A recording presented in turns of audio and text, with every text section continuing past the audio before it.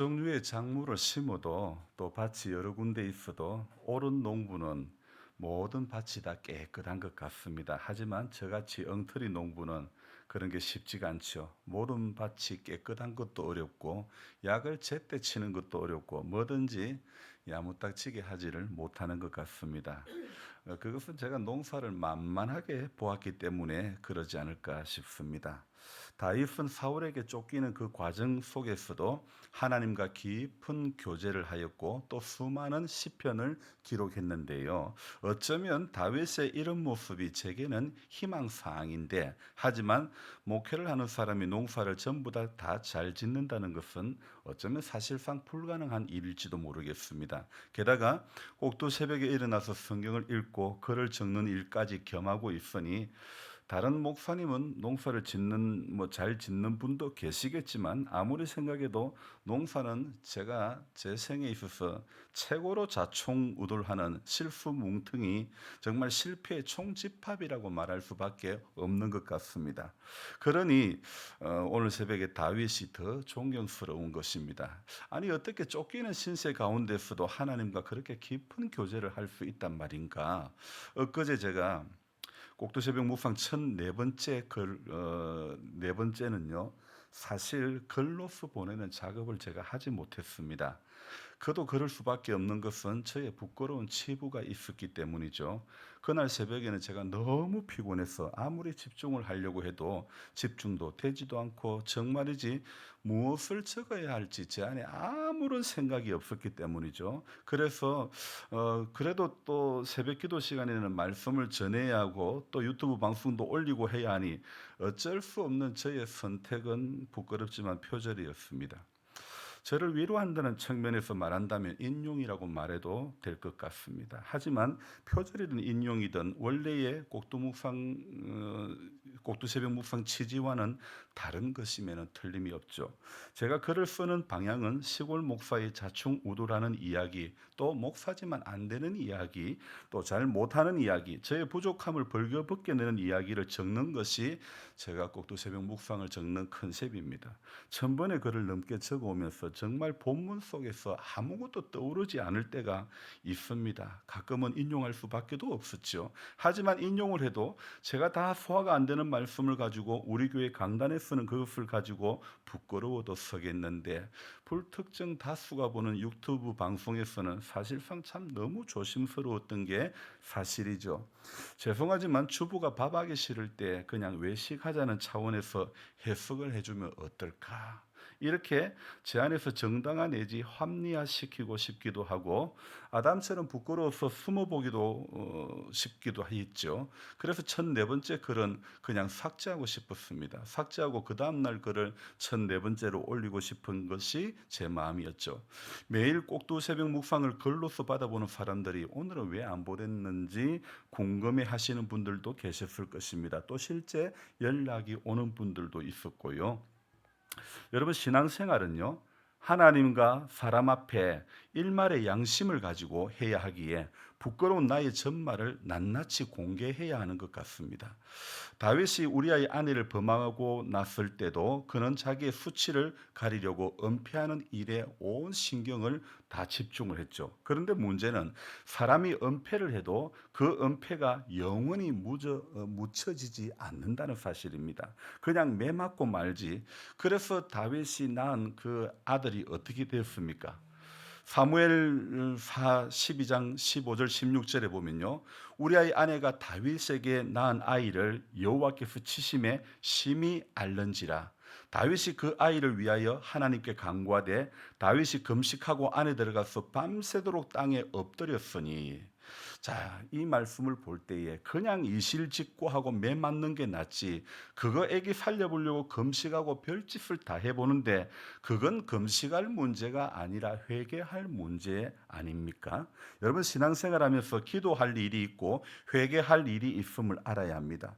회개 없는 기도를 하나님께서 듣지 아니하시는데 그 원리를 잘 알면서도 사람들은 쉽게 회개하려 함보다는 어렵게 기도하려고 하는 거죠. 금식하려고 하는 것이죠. 기도의 가장 밑바닥에는 하나님 앞에 회개가 있어야 하는 것이죠. 사무엘상 21장에는요, 다윗이 본격적으로 이제 사울을 피해 도망하는 그 도망자의 신세가 시작되는 장이 바로 21장입니다. 바로 앞장에서 사울의 아들 요나단이 다윗에게 자기 아버지의 사울의 의중을 정확하게 내가 확인을 해줄게. 그러면서 다윗에게 화살을 통해서 메시지를 전함으로 오늘 이 21장부터는 다윗이 도망자의 신세로 살아가는 그런 모습이 쭉 기록이 되죠. 도망가는 첫 관문에서 다윗은 제사장 아히멜렉 앞에서 어떤 모습을 보이느냐? 음식을 구걸하는 모습을 보여주고 있죠. 초라해 보이기도 합니다. 하지만 진짜 초라한 것은 무엇이냐? 하나님의 은혜는 없는데, 위로부터 내리는 은혜는 없는데 하나님의 교회를 섬기면서 받은 직분은 유지하려고 할 때 어쩌면 그때가 가장 초라한 때가 아닐까 생각을 해봅니다. 받은 은혜는 없는데 강단 앞에 설 때, 받은 은혜는 없는데 하나님의 교회의 귀한 직분을 감당하려고 할 때, 그때가 어쩌면 가장 초라한 모습이 아닐까요? 수치스러운 일을 해놓고 그것을 은폐하려고 할 때 그게 진짜 수치스러운 일 아니겠습니까? 누구나 부끄러운 일 앞에 다 설 수는 있습니다. 하지만 진짜 부끄러운 것은 그 일을 행하고서도 자신만 빼고는 다른 모든 사람들은 그리 생각하지 않는데 정작 본인은 아무렇지 않게 생각할 때 그게 진짜 부끄러운 일 아닐까요? 나 아닌 다른 사람의 시각에선 이 일을 어떻게 해석을 하고 있을까?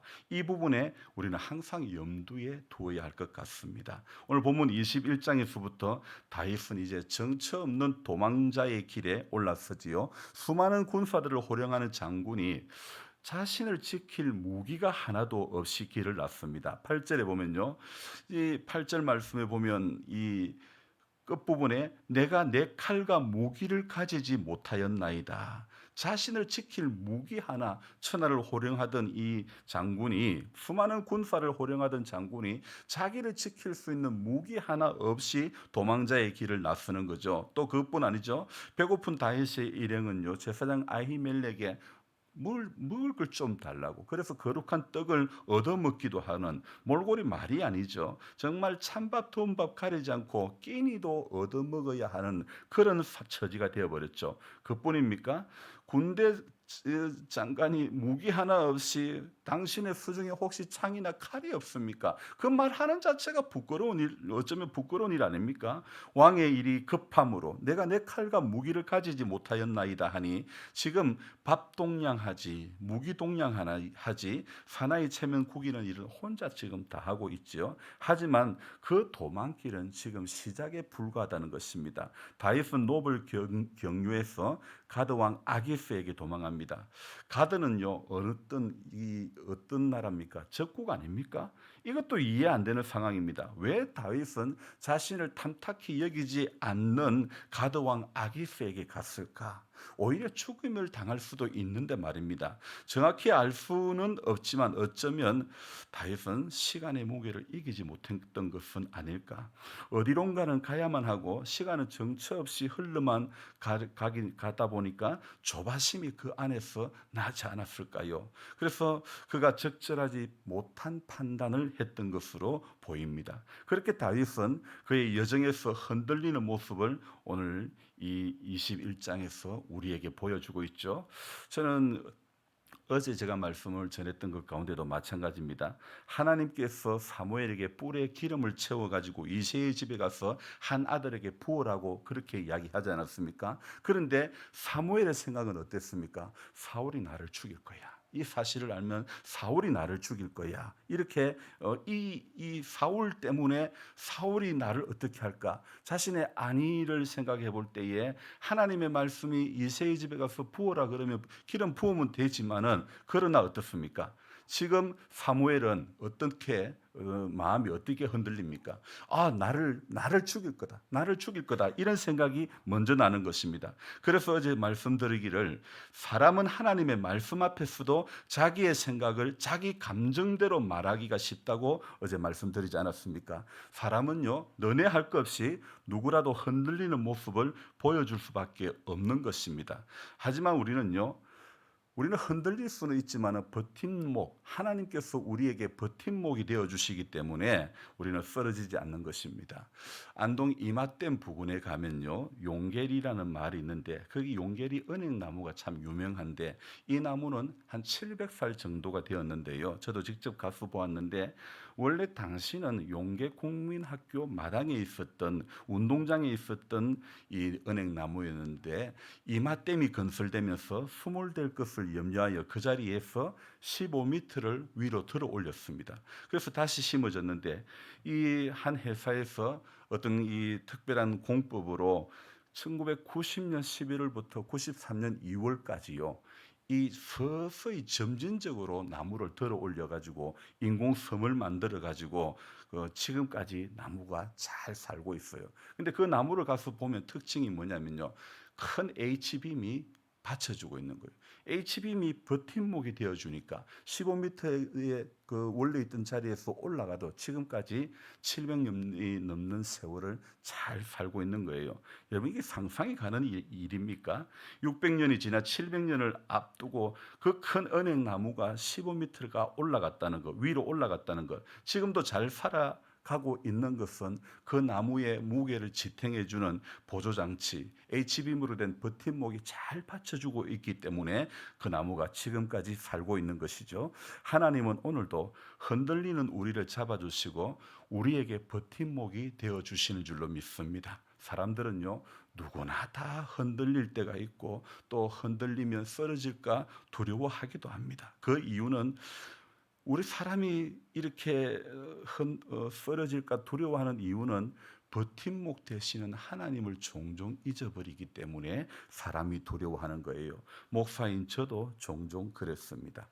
통장의 잔액이 점점 없어져 갈 때 대도 안 하는 수박 농사를 짓는다고 하여 농사 미천으로 가지고 있던 돈의 이 영의 숫자가 또 한 칸 떨어졌을 때에 사실상 제 마음은 패닉이 오는 것 같았습니다. 하지만 제 안에 나오는 찬송은 전능하신 주 나의 하나님은 능치 못하실 일 전혀 없네. 우리의 모든 간구도 우리의 모든 생각도 우리의 모든 꿈도 모든 소망도 신실하신 주 나의 하나님은 우리의 모든 괴로움 바꿀 수 있네. 불가능한 일 행하시며 죽은 자를 일으키시며 그를 이길 자 아무도 없네.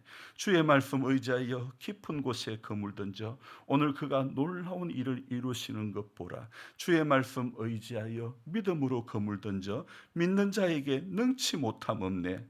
우리는 오늘도 쓰러질 수 있지만 흔들릴 수 있지만 결코 쓰러질 수는 없는 것입니다.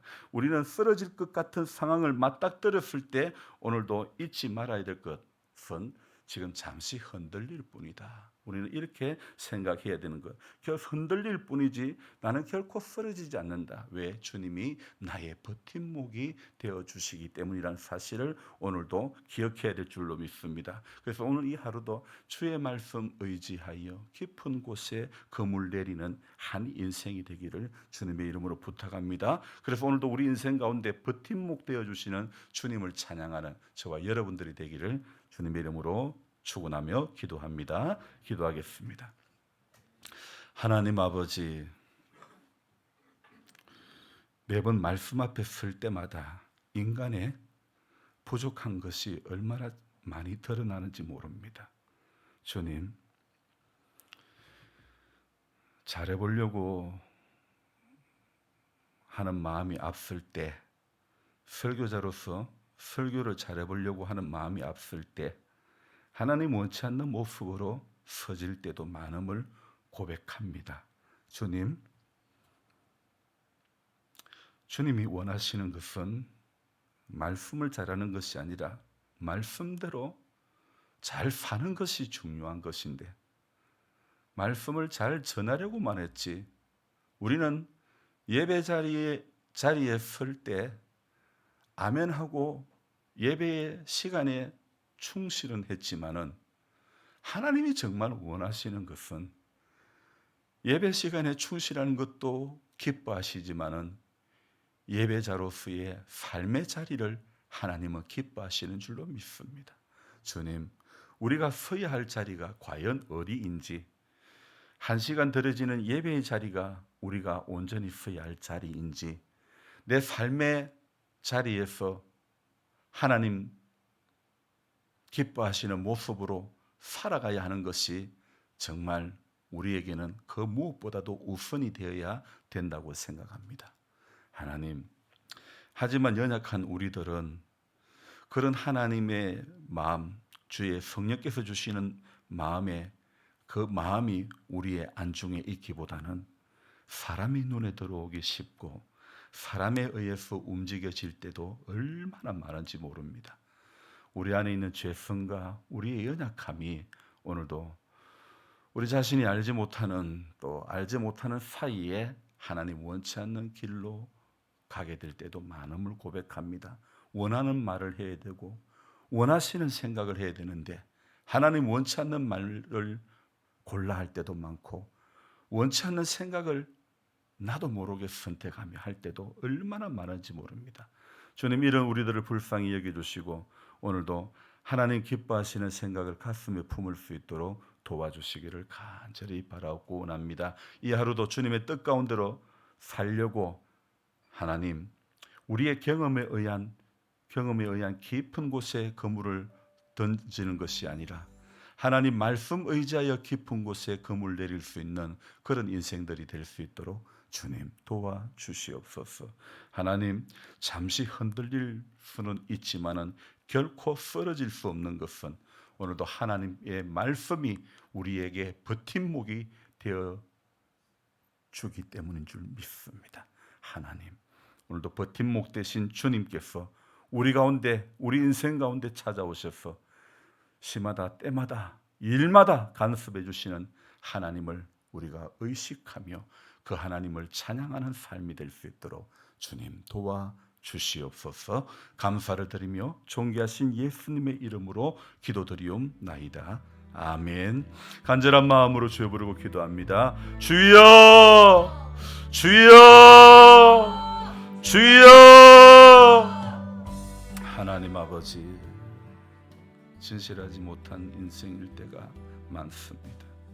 하나님 앞에 은폐시킬 수 있는 것이 아무것도 없는데 주님, 인간은 죄를 지은 아담의 모습으로 설 때가